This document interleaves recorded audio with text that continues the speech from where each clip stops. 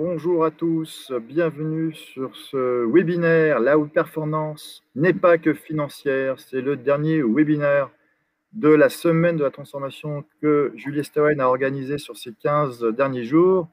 J'espère que vous avez été nombreux à vous connecter sur les autres thématiques que nous avons proposées. Semaine de la transformation qui est la 3e semaine de la transformation en 3 ans, puisque chaque année, à l'automne, nous organisons cette semaine pour vous donner une vision sur les enjeux de la transformation des organisations. Pour ceux qui ne nous connaîtraient pas encore, Julie Esterwen, cabinet de conseil en stratégie, transformation et innovation. Notre principe est très simple. Nous accompagnons la transformation des organisations en combinant 25 expertises que vous voyez ici. L'objectif étant de combiner les meilleures expertises pour créer le maximum de valeur dans les enjeux et dans les problématiques que vous nous proposez, ou que vous nous posez. Vous voyez que le groupe se porte bien puisque nous sommes 600 collaborateurs aujourd'hui. Nous sommes à 100 millions d'euros de chiffre d'affaires et en 2022, nous avions 30% de croissance, donc une forte dynamique liée, bien sûr, et qu'on peut remercier encore une fois puisque ce sont vous, les clients, qui nous interrogez sur ces enjeux, qui contribuent à notre croissance. Nous sommes aussi reconnus par le marché, donc je vais être assez rapide, mais effectivement, dans beaucoup de classements de décideurs, nous sommes classés comme incontournables, excellents sur un bon nombre de nos expertises.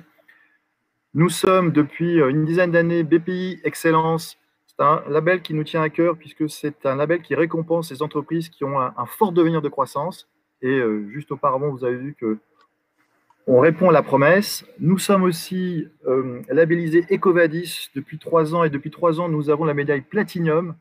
Alors pour ceux qui connaissent EcoVadis, c'est un analyse qui évalue justement notre enjeu, la manière dont nous nous comportons sur les enjeux RSE. Et on est très fiers d'appartenir à ce 1%. Et enfin, cette année, on est aussi très fiers puisque nous avons été élus première société entre 500 et 1000 salariés par Happy at Work, classement qui dit que finalement nos collaborateurs sont très heureux chez Julie Esterwen et on en est ravis. Nous investissons beaucoup dans la recherche, nous investissons 8% de notre chiffre d'affaires dans la R&D. Vous nous suivez sur nos canaux divers et variés, YouTube, LinkedIn et autres, et vous voyez 400 parutions par an, des comités scientifiques. On est fondateur de France FinTech et fondateur de 50 Partners. Voilà pour la présentation de Julie Esterwen. Un petit mode d'emploi sur la manière dont nous allons fonctionner. Je vais donc interviewer nos participants à cette belle table ronde et vous aurez la possibilité d'envoyer vos questions via le chat public. Et c'est Judith, ici présente, qui recevra vos questions et qui les modérera puisqu'elle recevra un certain nombre de questions. Et au regard du temps qu'il nous restera, selon que nous aurons répondu ou pas à toutes les questions, elle sera votre porte-parole et posera les 2 ou 3 questions sur les 10-15 dernières minutes qui nous restera, puisqu'on s'engage à vous libérer à 16h30, grand maximum. Voilà. Alors, la performance n'est pas que financière. Pour nous accompagner, on est très heureux d'accueillir 3 personnalités. Tout d'abord, Virginie Chaperon du Jeu, vous êtes directrice des risques à la Caisse des dépôts et vous êtes aussi la présidente du réseau Mixité Alter Égal de la CDC. Nous avons Philippe Zawati. Philippe, vous êtes le fondateur de Mirova au sein de Natixis il y a une dizaine d'années, ou BPCE. Vous en êtes le CEO et vous avez aussi plusieurs cordes à votre arc puisque vous n'êtes pas que ceux des directeurs généraux de Mirova, puisque vous êtes aussi business angel et auteur et vous avez publié en début d'année Discours sur l'état de l'Union et j'ai bien aimé le pitch en l'occurrence puisque vous vous projetez dans le discours du président des États-Unis en 2034 qui ferait en l'occurrence l'état des lieux et c'est un peu ce scénario de prospective que nous proposons donc à lire. Et Marc Sabatier, président de Julie Esterwen, de notre cabinet, et fondateur, et aussi membre fondateur de 50 Partners. Donc, mesdames, messieurs, nous allons donc répondre et nous allons vite rentrer dans le vif du sujet de cette notion de la performance n'est pas que financière. Et quand j'ai lu cette thématique, ça m'a rappelé, il y a une dizaine d'années, un séminaire que j'avais eu la chance d'animer, en tout cas de proposer à un grand groupe de services où le DRH avait déjà cette notion en tête et avait décidé de convaincre, en tous les cas, son COMEX et l'ensemble des 300 dirigeants du groupe auquel il appartenait que la performance, effectivement, n'était pas que financière. Et donc, on avait préparé on va dire, un atelier formation de 2 jours sur ce sujet-là. Et la première fois que nous avons exposé, où nous avons lancé cette formation, atelier formation, il était en charge de l'introduction et il a exposé que la performance était, selon lui, aujourd'hui, en tous les cas, environnementale, sociétale, managériale, et elle ne pouvait pas être que financière. Et là où il y a eu un petit froid, c'est que dans cette première session, un des dirigeants qui était très en vue de l'époque s'est levé et a dit, mais tout ça, ce n'est que des foutaises. La performance, celle qui compte, c'est la bottom line, donc c'est celle qui est financière. Donc je ne vous cache pas que ça a jeté un froid. On a eu un mois pour s'en remettre. Et ensuite, je dirais qu'on a dû nuancer un peu notre propos par rapport à cet atelier formation. Donc la première question que j'avais pour vous, Virginie, Philippe et Marc, c'est de savoir, est-ce que les choses, 10 ans après, avaient fondamentalement changé? Et si elles avaient changé, en quoi avaient-elles changé? Est-ce que Marc, tu veux prendre cette question? Avec plaisir, bonjour à toutes et à tous. Oui, les choses ont changé. Alors, ce qui a changé, c'est quand même une évolution très forte des mentalités, de la culture, hein, pour plus de responsabilités, plus de vertu dans le développement des entreprises. Alors, c'est dû à tout un tas de choses. Hein. C'est dû comment dire, à la pédagogie qu'apportent les rapports du GIEC, c'est dû au fait que les réglementations autour de la RSE, de l'ESG poussent les idées. C'est dû à une évolution aussi sociétale, en fait, hein, de ce que pensent les gens et leur volonté que les choses se fassent de façon plus vertueuse et puis qui s'inquiètent un petit peu du devenir de leur planète et des populations qui vivent dessus. C'est sans doute, il y a eu une accélération au moment du Covid, sans rentrer dans le détail philosophique des raisons pour lesquelles ça s'est fait. Il y a eu une accélération à ce moment-là. Donc, oui, les choses ont changé.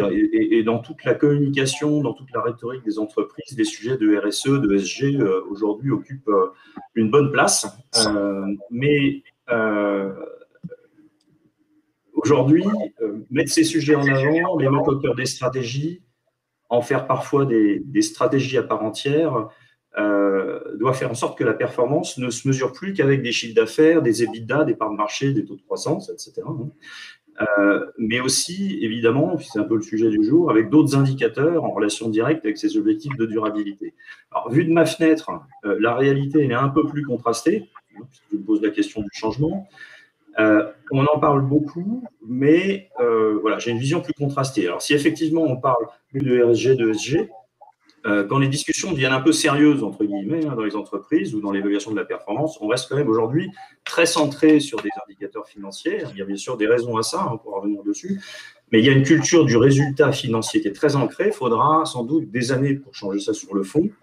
Voilà. Et si je retiens que le positif, les choses vont plutôt dans le bon sens, donc je relativise. Hein, et puis en plus, on est bien placé chez Jules Severn pour savoir que les transformations culturelles, ça prend beaucoup de temps.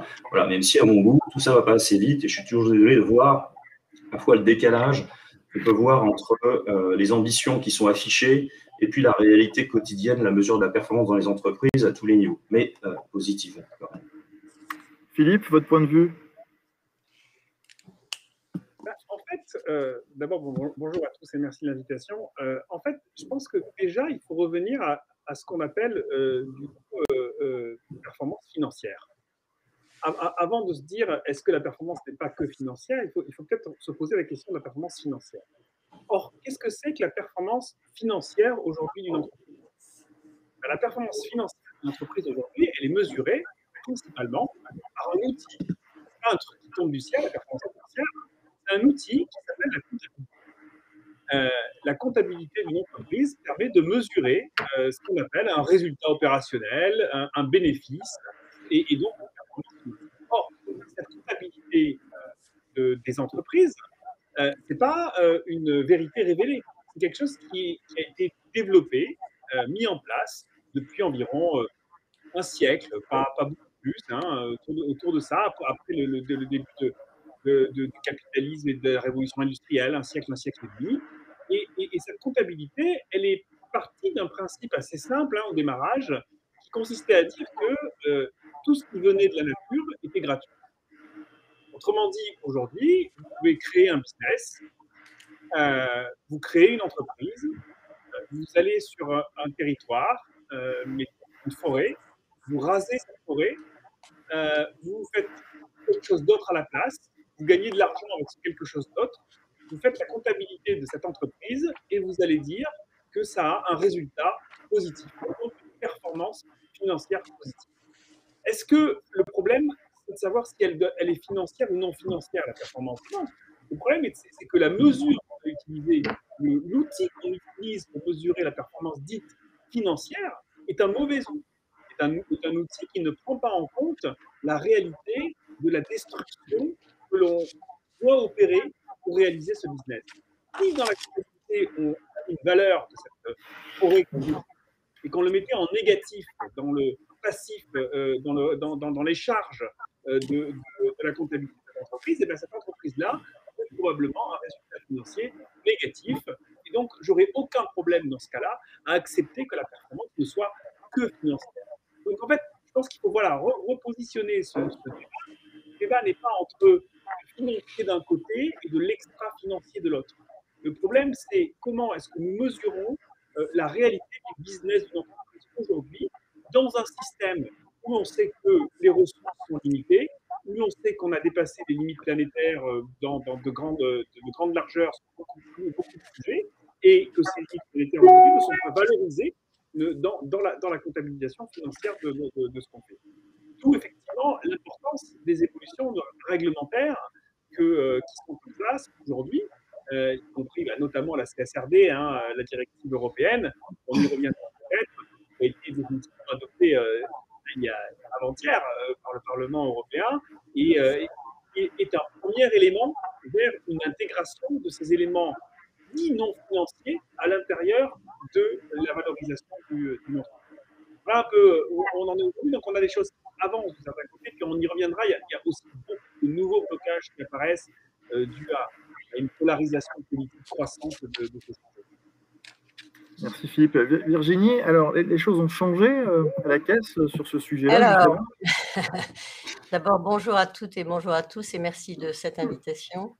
Bon, moi, je vais bien sûr aller dans votre sens, c'est-à-dire que vraiment les choses ont changé depuis 10 ans et je pense que même les choses se sont accélérées depuis 5 ans, notamment avec le Covid, l'Ukraine, enfin bon, qu'on a eu quand même des révélateurs très forts et le GIEC d'ailleurs nous a tout le temps alarmés sur cette situation d'urgence et donc au niveau caisse, je dirais qu'on a comme complètement répondu, mais on y répond depuis, même depuis plus de 20 ans en fait.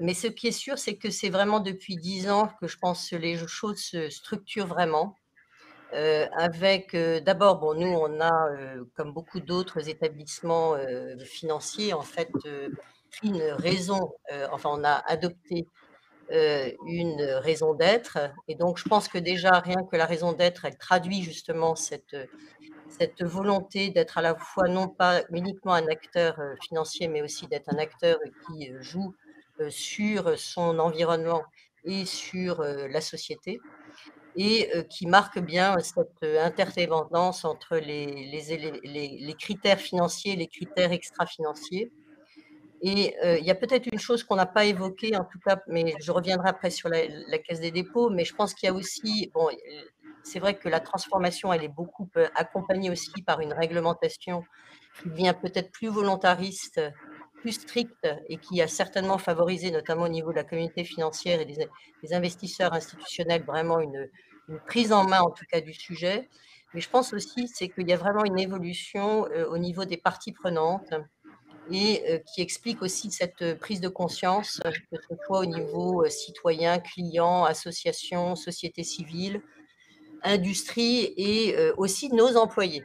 Et je pense que ça, c'est un point qu'il ne faut pas oublier, c'est que si on veut rester attractif, il faut aussi répondre pour nos employés, en tout cas à cette problématique.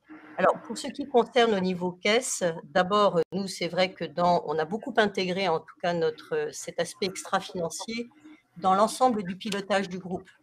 D'abord, dans ce qui concerne nos priorités stratégiques, déjà, on a 2 sujets qui sont, enfin 2 des 3 priorités stratégiques et sur cette thématique, puisque c'est d'une part la transformation écologique et d'autre part la cohésion sociale et cohésion territoriale. Parce qu'on est vraiment donc sur des sujets qui ont trait aux citoyens, ce qui est vraiment dans le rôle de la Caisse des dépôts. Après, ça veut dire que nous, déjà, donc il y a il y a la raison d'être, il y a le plan stratégique et après la façon dont on le décline, notamment dans notre trajectoire à 5 ans. Et c'est là où on a des indicateurs notamment qui montrent bien que on a un impact, en tout cas sur la société, que ce soit un impact en termes par exemple, de rénovation thermique des bâtiments, en termes euh, de construction qui soit complètement HQE, aussi avec je dirais, même de la création d'emplois, etc.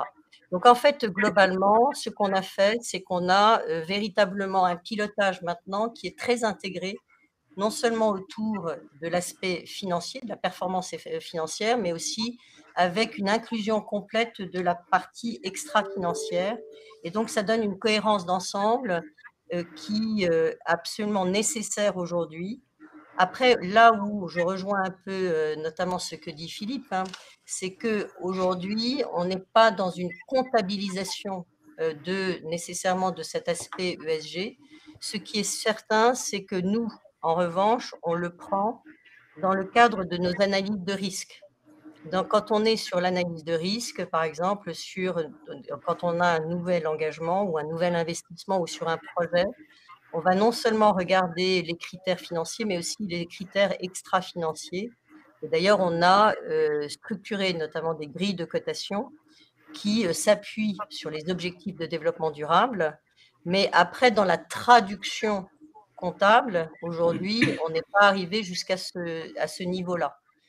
En revanche, on s'assure que par rapport à tout ce qu'on investit, on est dans une trajectoire de neutralité carbone à horizon 2050 et par ailleurs qu'on respecte les accords de Paris. Donc tout ça, en fait, montre quand même qu'il y a une forte intégration de l'aspect extra-financier à côté de l'aspect financier. Et maintenant, pour nous, les deux sont complètement liés. D'accord. Pour autant, quand je vous écoute, et c'est le point de vue du consultant, là, quand on lit finalement les rapports des grandes entreprises, on voit bien hein, qu'effectivement, il y a des nouvelles normes, des nouvelles réglementations.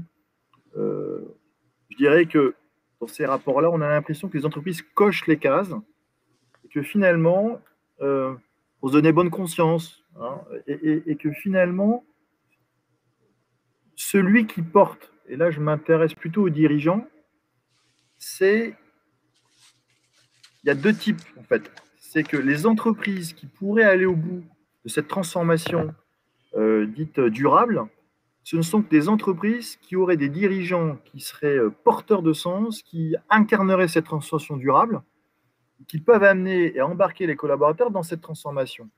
Et j'ai l'impression que, et encore une fois, ce n'est qu'un avis, que les rapports, c'est bien, les normes, c'est bien, la réglementation, c'est bien, mais que ce n'est pas suffisant pour pouvoir transformer cette organisation et l'amener là où elle doit aller, compte tenu des enjeux que nous connaissons tous.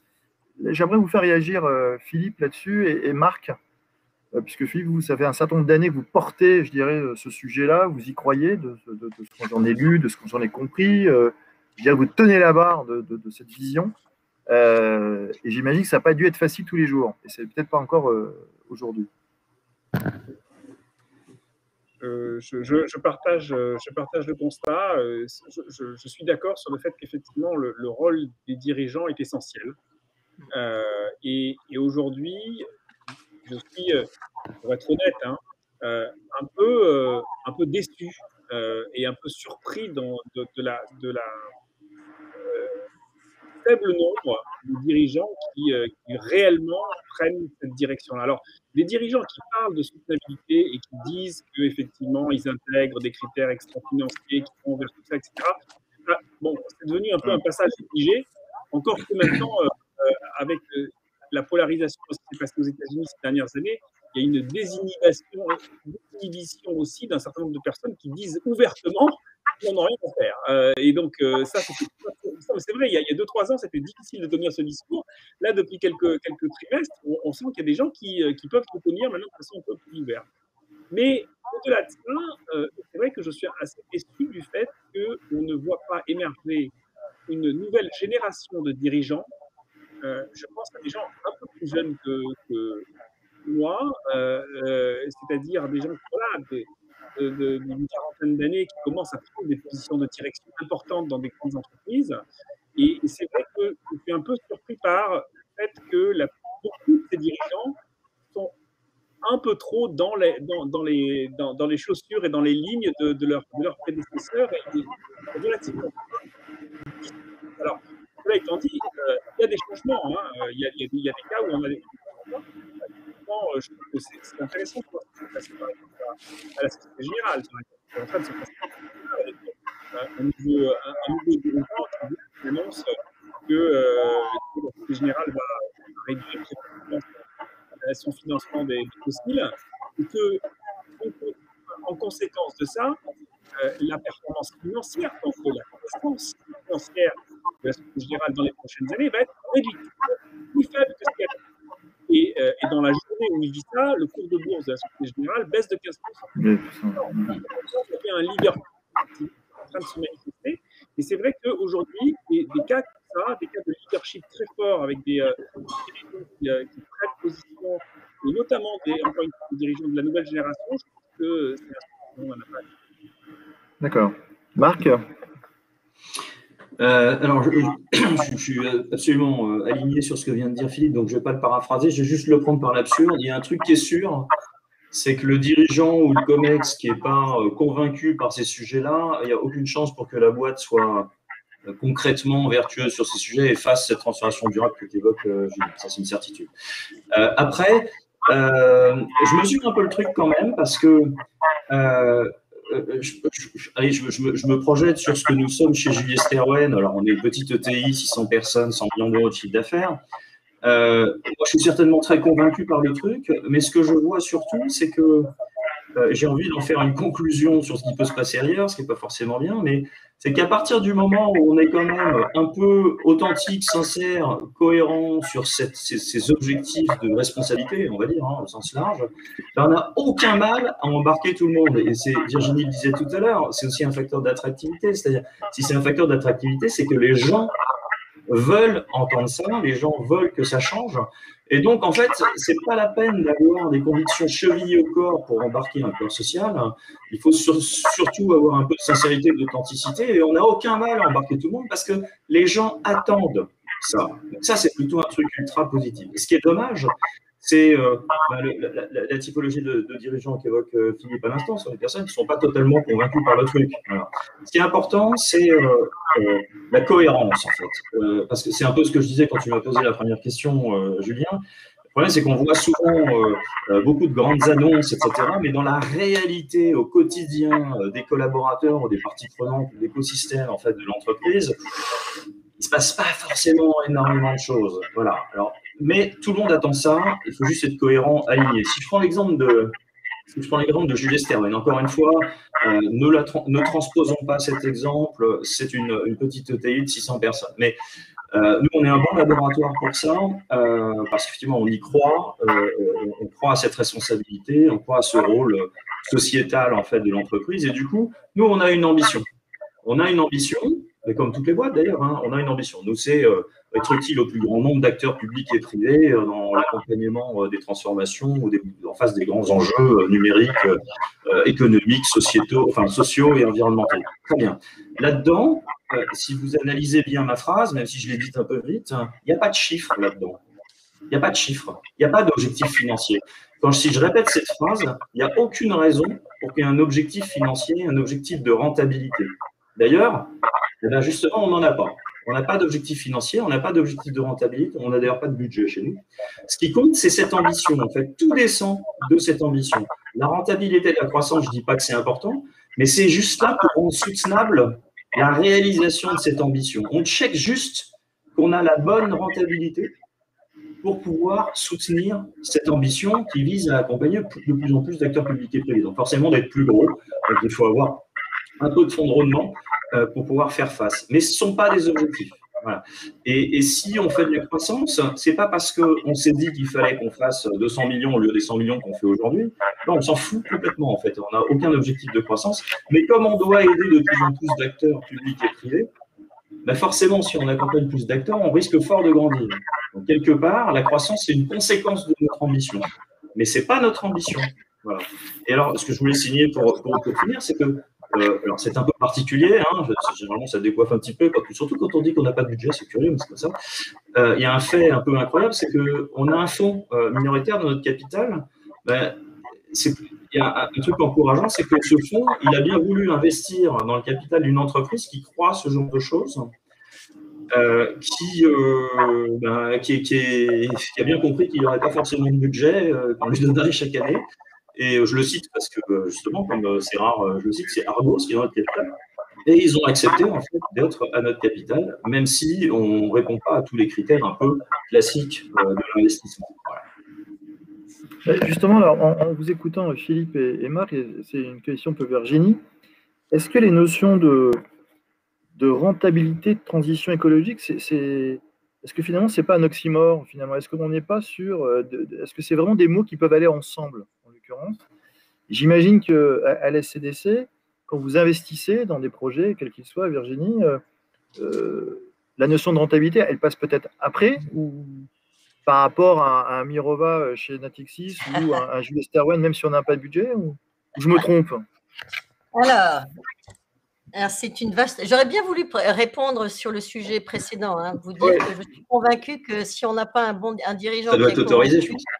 Voilà, si on n'a pas un dirigeant qui est convaincu, c'est vrai que je pense que c'est très difficile. Mais il ne faut pas sous-estimer quand même nos collaborateurs en dessous et qui sont aussi tout autant convaincus. Donc, je pense que c'est important aussi de prendre la température en haut et en bas. Sinon, alors par rapport à cette question de la rentabilité et de la rentabilité à la caisse, bon, comme vous le savez, nous, on est un établissement public, mais qui a aussi beaucoup de filiales, hein, et qui est à la fois dans des activités d'intérêt général et des activités concurrentielles. Et donc, je dirais que la rentabilité, bien sûr, elle est différente quand vous êtes dans l'intérêt général et quand vous êtes dans l'activité concurrentielle. Malgré tout, la rentabilité et la performance, elle est financière, elle est quand même indispensable, hein. C'est pas parce qu'on dit on les oppose pas d'ailleurs, extra-financiers et financiers, je pense qu'ils vont ensemble. Mais nous, il faut bien qu'il y ait de la rentabilité pour pouvoir créer du revenu, pour pouvoir créer des fonds propres et pouvoir permettre notamment les investissements que l'on doit faire. Donc la seule chose que l'on fait, c'est vrai qu'on ne demande pas nécessairement aux métiers la même rentabilité selon, je dirais, l'activité dans laquelle ils sont. Mais globalement, par exemple, si vous êtes sur de la gestion d'actifs, on va lui demander au contraire on va lui demander un certain rendement, mais on va lui demander du rendement tout en étant dans une performance extra-financière, puisque nous, on s'est engagé notamment à être, de pouvoir être dans les accords de Paris et de pouvoir avoir une neutralité carbone sur l'ensemble de nos portefeuilles à horizon 2050. Donc, c'est pour ça que globalement, je pense qu'il ne faut pas opposer les deux notions et que la rentabilité, de toute façon, elle est nécessaire.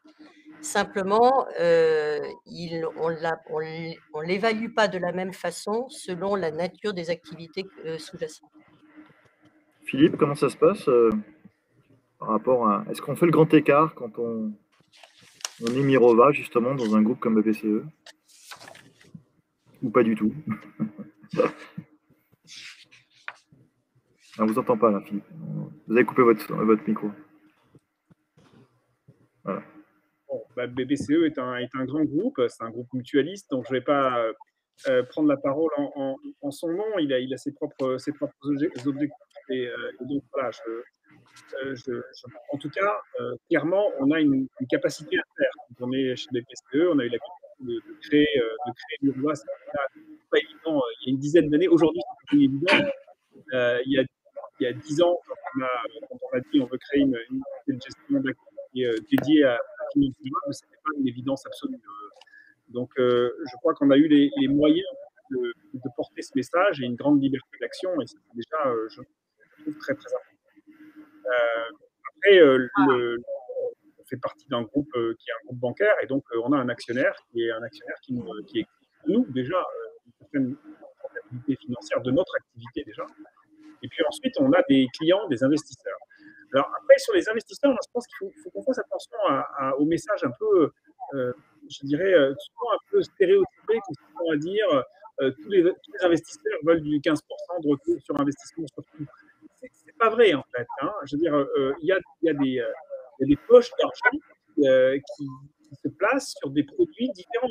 Pendant très longtemps, ces dernières années, vous aviez d'énormes poches d'argent qui se positionnaient sur des obligations allemandes avec une rentabilité négative. Donc, ces gens-là n'attendaient pas 15% de rentabilité. Donc, ce que je veux dire, c'est qu'il faut aussi aller chercher, quand on fait notamment un sujet que la Caisse des dépôts connaît très bien aussi, tout ce qui est finances solidaires, par exemple, et financement de l'économie sociale et solidaire, on arrive à trouver des ressources financières correspondre à ce type de besoin. Et donc, moi, je crois plutôt que c'est comme ça qu'il faut voir les choses. Il y a des projets, il y a des produits, il y a des activités sur lesquelles on va pouvoir apporter de la rentabilité financière importante. Et puis, il y a des activités qui sont des activités sur lesquelles il faut, au contraire, aller chercher de l'argent concessionnel, subventionné, du partenariat public-privé. Je crois beaucoup à la finance mixte, à la blended finance, pour essayer d'apporter des solutions à des endroits où le marché financier traditionnel ne peut pas l'apporter. Donc, moi, je pense qu'il faut utiliser au maximum toute l'intelligence et l'innovation de la finance pour essayer de régler ces problèmes, d'apporter l'argent là où on en a. D'accord. Marc, tu disais qu'il n'y avait pas de budget, effectivement, mais l'actionnaire, il a quand même des attentes, non? Argos, en l'occurrence. Oui, bien sûr, mais ça rejoint un peu le début de ta question, c'est-à-dire est-ce qu'on peut combiner, enfin je me souviens plus quelle était exactement, est-ce qu'on peut combiner transition Et rentabilité. écologique et rentabilité? Oui, bien sûr, mais je pense qu'il voit assez bien aussi, enfin il a vu dans notre track record et il voit encore aujourd'hui, que comment dire, être engagé sur ces convictions-là et puis aligner un modèle sur cette conviction-là, à la fin, effectivement, ça génère de la croissance et de la rentabilité. Et c'est le cas chez Julius Sterven, donc tout le monde s'en sort très bien. La question, c'est sur quoi je mets la priorité, en fait. On peut pas, si on veut réussir la transition écologique, il faut accepter, c'est Virginie qui le disait, il faut accepter qu'on arrête de vouloir maximiser les profits. Mais d'ailleurs, c'est ce que disait aussi Philippe quand il parlait de ces 15%. On ne peut pas avoir plusieurs objectifs. Qu'est-ce qu'on sert en premier? Mais ça ne veut pas dire que ça veut surtout pas dire que faire ou s'orienter vers la transition écologique, se transformer pour être le plus vertueux possible de ce point de vue-là, ne génère pas de profit. Enfin, moi, je pense d'ailleurs, et en particulier dans le domaine privé, que rentabilité et transition énergétique, ça va ensemble, que la transition écologique, elle est génératrice d'emplois, de nouvelles compétences, d'innovation, de nouveaux services. Et je pense aussi que les meilleurs modèles et les meilleurs modèles transformants, en fait, dans le sens de la durabilité, sont forcément des modèles soutenables financièrement, donc rentables, sinon ça ne marchera jamais. Voilà. Donc c'est juste un choix entre je veux maximiser mon profit et ma rentabilité. Dans ce cas-là, effectivement, forcément, puisqu'on ne peut pas poursuivre deux objectifs à la fois, je mets au second plan la transition écologique, donc ça ne va pas avancer les masses. Hein. Et inversement, si je veux travailler sur la transition écologique de manière intelligente, et je suis convaincu que ce sont des modèles soutenables financièrement qui permettent de les adresser, et bien, sans doute que j'aurai de la rentabilité, mais peut-être, je ne sais plus des chiffres que tu citais, Virginie, mais peut-être qu'au lieu d'avoir, allez, je vais prendre les 15% de Philippe, au lieu d'avoir 15% de TRI, j'aurais peut-être 8, j'aurais peut-être 7, j'aurais peut-être 4. Voilà. Mais il faut choisir ce qu'on veut. D'accord. Mais justement, et vous en avez un peu parlé en début de conversation, la notion de performance, elle sous-entend qu'on est capable de la mesurer finalement. Et la question que je me posais, c'est finalement comment vous mesurez la performance, et surtout, quand on dit qu'elle n'est pas que financière et qu'elle est multidimensionnelle, comment vous mesurez cette performance multidimensionnelle dans vos organisations? Virginie, à la Caisse des dépôts, comment fait-on? Alors, en termes de mesures, déjà, nous, bien sûr, on considère la mesure financière, hein, donc notamment des choses qui sont assez classiques de ROE, donc ça, il n'y a pas de… Après, sur ce qui concerne l'extra-financier, donc on va le mesurer d'abord à travers des notions d'impact, des notions, donc des indicateurs. Et donc, c'est vrai que ce que l'on va, et c'est ce que d'ailleurs on décline, nous, dans notre plan stratégique à moyen terme, pour suivre, en tout cas, c'est pour mesurer, en tout cas, cet élément-là, c'est en fait, de le considérer du point de vue de l'impact. C'est-à-dire, notamment quand on regarde dans notre plan stratégique, enfin, ou même dans la façon dont on suit la façon dont on déroule notre raison d'être.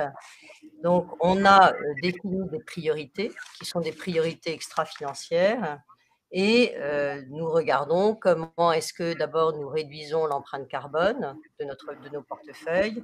Nous regardons comment nous intervenons notamment dans l'économie, par exemple, l'économie circulaire. Comment est-ce que sur la biodiversité, on arrive à faire avoir des projets qui se développent et aussi de voir comment, je vous avais parlé tout à l'heure de la rénovation des bâtiments. Donc, c'est de voir le nombre de mètres carrés finalement qui sont rénovés et tout un nombre. En fait, on a plusieurs indicateurs et donc ce que je vous disais, c'est que globalement, ces indicateurs, on essaye de les lier justement aux objectifs de développement durable, de façon à vraiment faire la démonstration de cet impact et de et donc c'est cette mesure que l'on donne.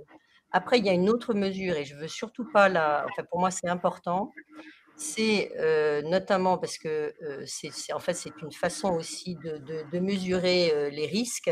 C'est à travers, en fait, des scorings.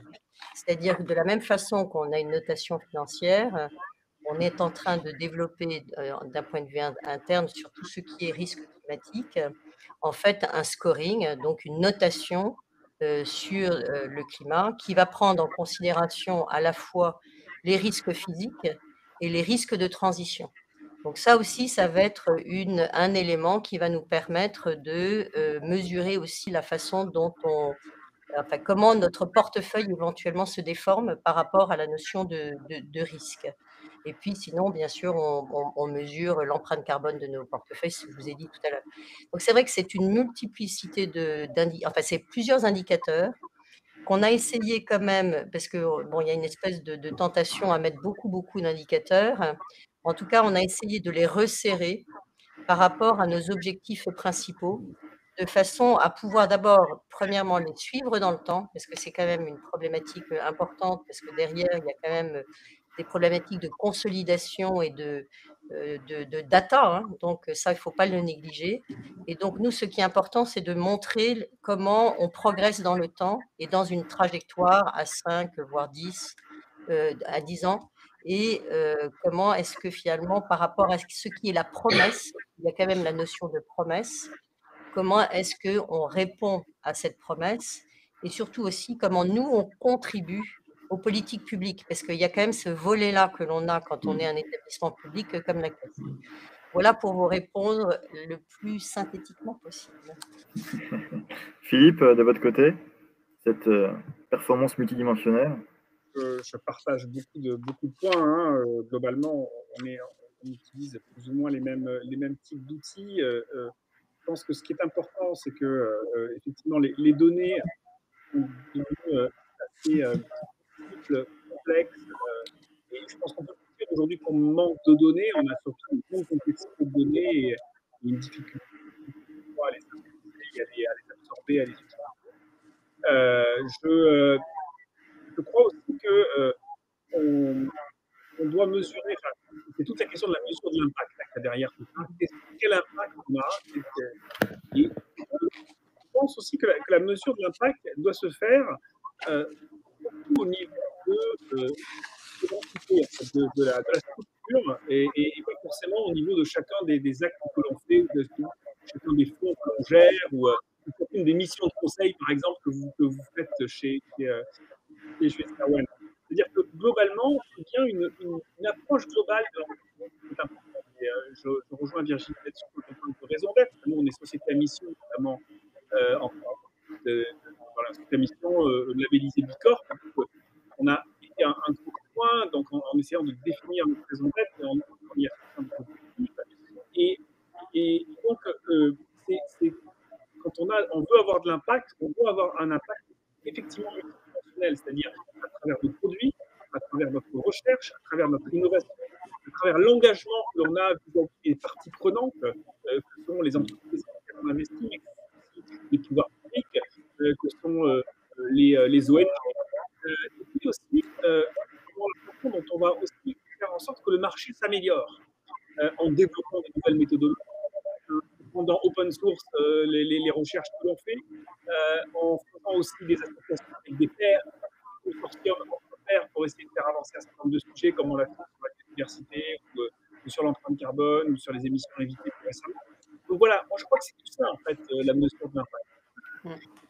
Marc, est-ce qu'il y a une grille Consulting for Good qui permet justement Non, il n'y a pas de grille Consulting for Good. Alors, je voudrais déjà corriger un truc qu'on pourrait croire quand je présente le modèle de Julius Erwin. J'étais hier dans une autre table ronde où j'ai parlé, pas forcément exactement du même sujet, mais j'ai dû expliquer notre modèle.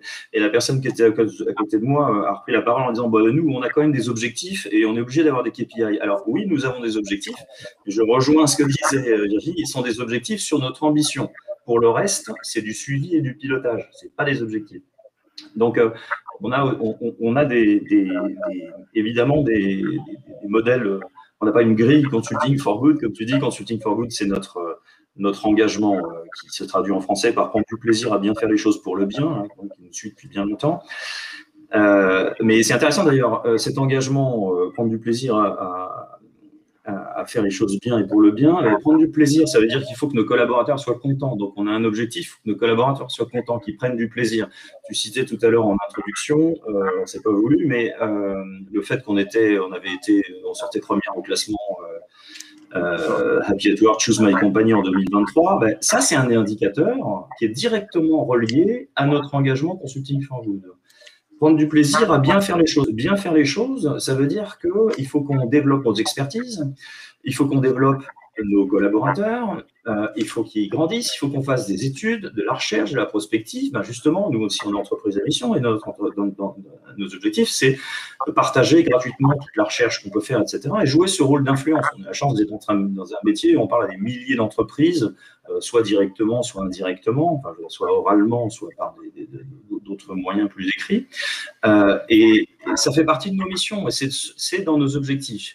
Bien faire les choses, c'est aussi, effectivement, quand je parlais de notre ambition qui était d'être utile, c'est très lié. Donc, ça, on est capable de le mesurer. Bien faire les choses. Et puis, pour le bien, on a à notre échelle, à notre façon, au niveau de l'OTIC, qui est Julius Erwin, des indicateurs qui permettent qui sont positionnés sur les sujets où on peut avoir de l'impact. On n'a pas de l'impact sur tout, évidemment.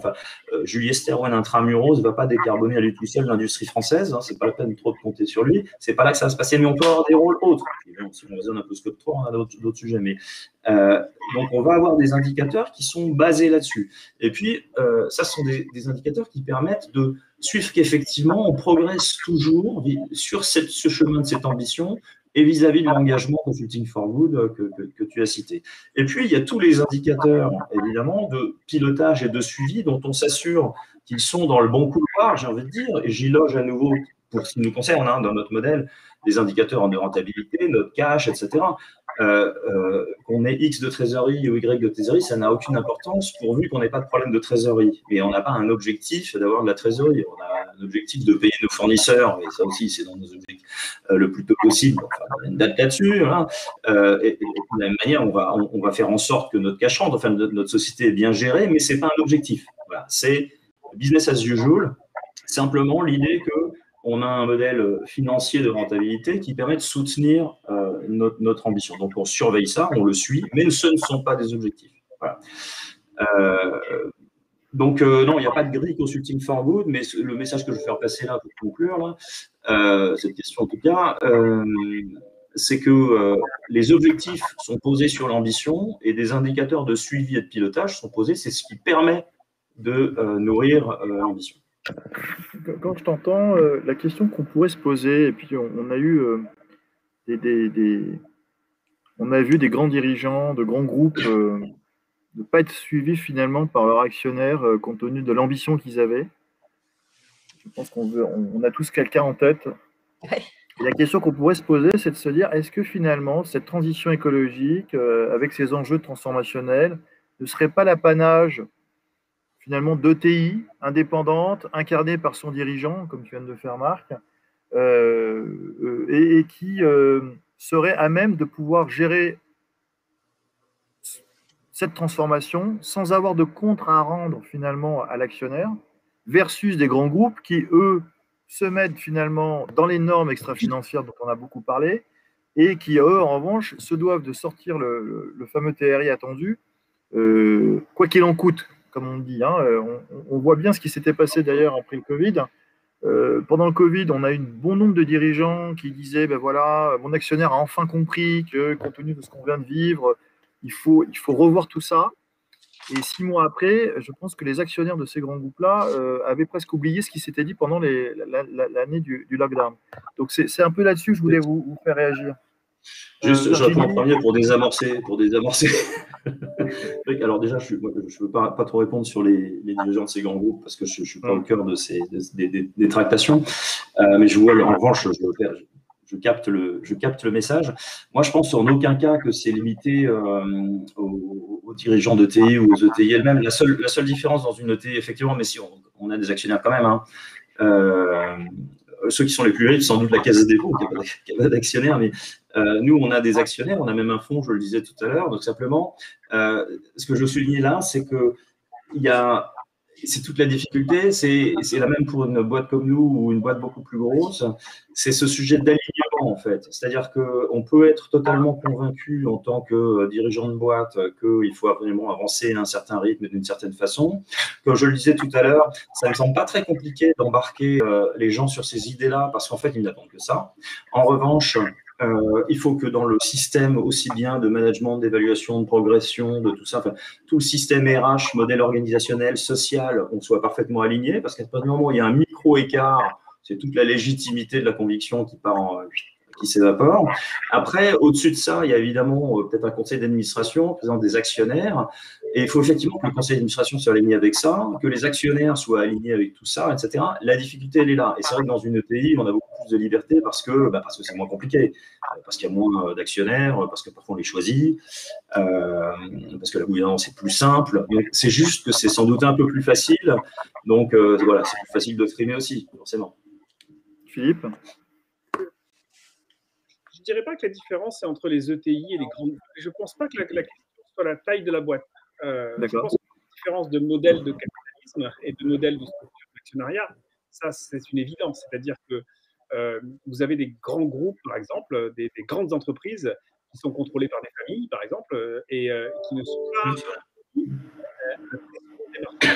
le vrai sujet, c'est quand même plus ça. C'est plus la pression des marchés financiers et la façon dont elle s'exerce.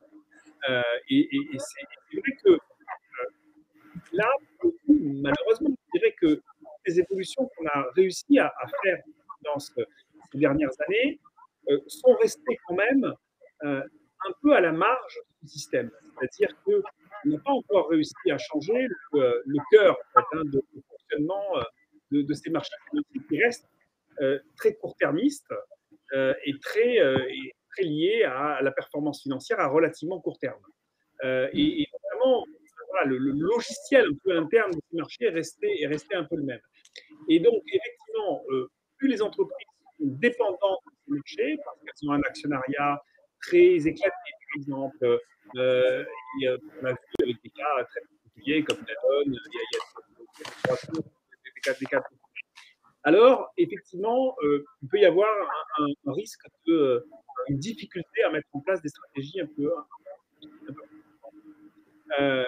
donc voilà, donc c'est plutôt comme ça que je vois le sujet. Et puis après, l'autre élément, c'est que je pense qu'on ne peut pas faire ces grands groupes. C'est ça un peu ça le problème.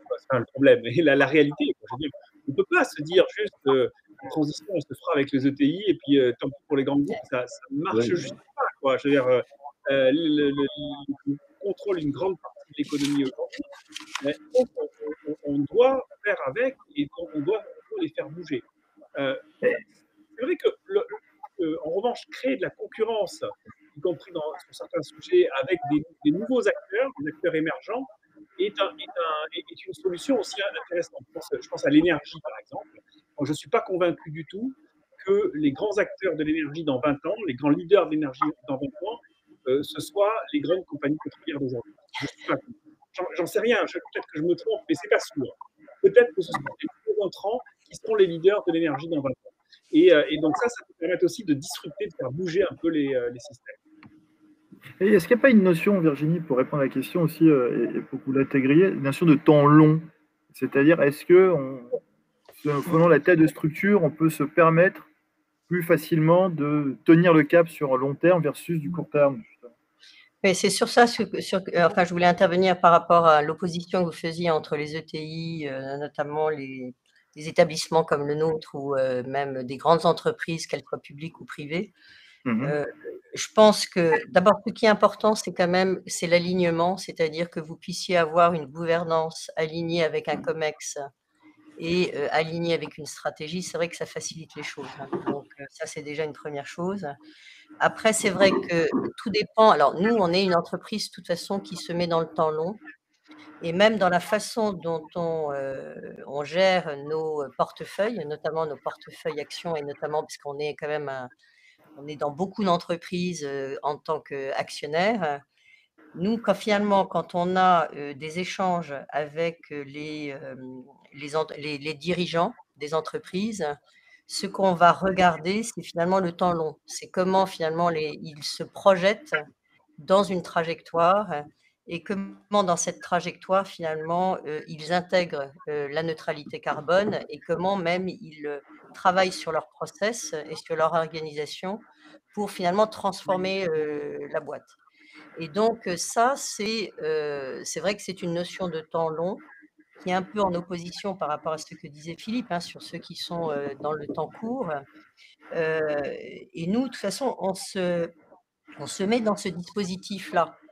Donc c'est vrai qu'il peut y avoir pour mitiger par rapport à votre question, enfin et notamment faire cette, opposition, je pense que plus on aura des acteurs, qui sont, des acteurs, impliqués dans le temps long, et notamment des investisseurs institutionnels, mieux ce sera. Alors après sur les PME et les ETI, quand vous dites, c'est vrai qu'on a plus de liberté quand on est sur les ETI. Aujourd'hui quand même, il y a quand même un sujet sur les PME et les ETI qui représente, 30 de l'empreinte carbone française, hein. Donc il faut voir quand même ce que ça représente. Certes, ils ont plus de liberté, mais finalement prendre le sujet, de la transformation écologique est pas nécessairement facile pour eux. Donc certes, quand vous avez des dirigeants qui sont convaincus, c'est bien, mais il faut aussi, là encore, accompagner ces dirigeants. Et d'ailleurs, c'est ce que fait, BPI France, hein, parce qu'il y a vraiment cette notion de pouvoir, faire des diagnostics pour pouvoir aider les entrepreneurs sur ce sujet. Mais là où je rejoins complètement Philippe, pour moi, c'est quand même il faut embarquer tout le monde, hein. Ça pourra pas se faire vraiment, il faut que l'ensemble des entreprises soient concernées sur le sujet. On arrive à la fin de ces échanges. J'aurais une dernière question pour vous trois. Finalement, quel conseil donneriez-vous aux dirigeants qui nous écoutent, qui va, qui est en ligne ou qui va lire ou qui va revoir pardon, ce replay? Ce serait quoi? Philippe, peut-être? Ah, Philippe. généralement, on me pose cette question-là quand je vais voir je parle beaucoup aux étudiants, j'aime beaucoup faire ça, et donc Ouais. on me pose cette question, qu'est-ce que vous diriez Tu leur dis: «Osez», tu leur dis: «Osez, allez-y». je leur dis faites ce que vous voulez, j'ai pas de conseils à vous donner, on n'a pas vraiment réussi. Non, mais je leur dis d'être eux-mêmes généralement, et en fait, je pense que c'est un peu la même chose pour des dirigeants. Moi, je raconte souvent, c'est qu'il m'a fallu 40 ans pour me rendre compte que je pouvais me reconnecter ce que j'étais réellement dans ma tête avec ce que je faisais dans mon boulot. Alors, c'est vrai que les jeunes aujourd'hui, ils arrivent à connecter ça plus facilement. Enfin, c'est plus emmerdant de démarrer d'emblée leur carrière comme ça en disant non, non, je ne peux pas travailler n'importe où. Et je crois que ce que je disais un petit peu tout à l'heure, on a besoin d'une nouvelle génération de dirigeants qui apportent une vision euh, qui est moderniste, hein, qui prend en compte les enjeux d'aujourd'hui. Et, et donc, c'est tout ça, c'est ne pas voir son rôle de dirigeant comme un rôle déconnecté du reste. On doit être soi-même, et il y a beaucoup de gens qui sont des gens très bien, et donc il y a beaucoup de raisons qui soient des dirigeants très bien. Donc, je pense que c'est plutôt ça le conseil que je donnerais, et sans doute revoir de façon un peu plus fondamentale ce qu'on considère comme étant la réussite. Parce que là, on a parlé ici de la mesure de la réussite d'une entreprise. On dit, est-ce que la réussite d'une entreprise se mesure de façon financière ou est-ce qu'il y a d'autres choses que la performance financière? Je pense qu'on peut avoir le même type de raisonnement au niveau humain. C'est quoi notre benchmark? Quels sont les indicateurs qu'on se donne pour sa propre réussite? Si effectivement, on se donne uniquement, là aussi, des objectifs financiers, je veux gagner le maximum d'argent, c'est sûr qu'on n'a pas beaucoup de chance de réussir à aller de l'avant sur les enjeux dont on vient de parler. C'est clair, merci beaucoup Philippe. Virginie? Alors, bon, moi, je pense que la première chose, je pense qu'il faut encourager en tout cas les dirigeants à regarder la performance de façon multidimensionnelle. Là où je rejoins complètement Philippe sur, je pense qu'il faut être à l'écoute des jeunes générations. Et ça, c'est vraiment un point qu'il faut qu'on intègre dans nos organisations, et notamment pour définir ce qu'est finalement la réussite d'une entreprise et comment finalement elle arrive à la fois répondre aux attentes et faire que les collaborateurs se sentent engagés et envie de collaborer dans le temps au sein de l'entreprise.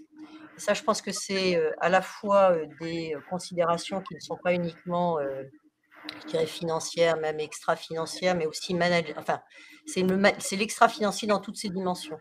C'est-à-dire, c'est à la fois le management, c'est à la fois le sociétal, c'est même des choses qui aujourd'hui ne sont pas tellement intégrées dans l'entreprise, mais qui devront éventuellement être traitées, qui sont des notions, et moi je le vois notamment à travers, parce que vous avez parlé tout à l'heure que j'étais présidente du réseau Mixité Alter-Égale. Je pense qu'il y a des sujets qui vont rentrer de plus en plus dans l'entreprise, et notamment des sujets qui sont les questions sur la parentalité, des questions sur l'inclusion, des questions sur même la question de la santé, parce qu'on est quand même une population vieillissante, et donc il y a notamment la question, par exemple, des aidants, que je vois apparaître de plus en plus. Donc je pense qu'il faut être le plus possible multidimensionnel. Après, bon, la question de la performance, malgré tout, il faudra toujours gagner de l'argent. Une entreprise doit gagner de l'argent, je suis désolée, et que si elle veut s'inscrire dans le temps long, il faut quand même qu'elle ait cette attention. Donc, je dirais donc ce multidimensionnel, en tout cas, il faut lui donner de la chair, et il faut aussi l'incarner, et que les promesses qui soient faites soient tenues. Marc? Moi, je dirais, en plus de ce que vient de dire Virginie et Philippe, évidemment, que ce dirigeant, il faut qu'il s'interroge au-delà de son rôle de dirigeant, au sens je gère une boutique, hein, sur son rôle un peu sociétal, en fait. C'est la responsabilité qu'il a vis-à-vis de la société. Je pense que cette responsabilité, elle est très importante. Une fois qu'il a réfléchi à ça, en général, il doit pouvoir se définir une ambition, voilà, et c'est à lui de la définir. J'espère qu'elle sera une ambition vertueuse, dans les termes qu'on a évoqués pendant cette heure. Et surtout, se tenir à cette ambition et faire en sorte, et là c'est moins un conseil qu'un point de vigilance, faire en sorte, on l'a dit aussi, qu'il n'y ait jamais l'épaisseur d'un papier à cigarette entre les paroles, l'ambition et les actes, la réalité au quotidien des collaborateurs, et puis même d'ailleurs toutes les parties prenantes qui gravitent autour de son entreprise. Le risque absolu, c'est qu'effectivement, il y ait un écart entre ce que je dis et puis ce qui se passe en réalité, parce qu'en fait, ça fait perdre toute la légitimité, et on est dans une affaire de dynamisme et de transformation culturelle à long terme. Et pour embarquer tout le monde, on ne peut pas s'autoriser à faire baisser la légitimité de ce sujet, de la vertu, de la responsabilité pour la planète, les populations qui vivent dessus, etc. Voilà. Donc, pour ça, il faut pas mal de persévérance aussi. Donc, je lui conseille d'être persévérant et puis de jouer aussi son rôle d'influence, de persuasion auprès de son écosystème, de ses actionnaires, de tous. Eh bien, écoutez, merci beaucoup. Nous arrivons au terme de cette heure qui a été passionnante. Il y a eu des questions, mais j'ai cru comprendre qu'on y avait répondu directement, donc c'était super. Donc, merci beaucoup pour vos regards croisés, Virginie, Philippe et Marc. Ainsi se termine ce webinaire, mais se termine la semaine de la transformation, donc Julia Sterwen. Et merci de votre assiduité, merci de nous avoir suivis aussi nombreux. Et donc, vous aurez la possibilité de retrouver ce webinaire en replay d'ici lundi prochain. Voilà, un grand merci à vous trois et à très bientôt. Merci beaucoup. Merci, au revoir, bon week-end. Bon week-end à tous.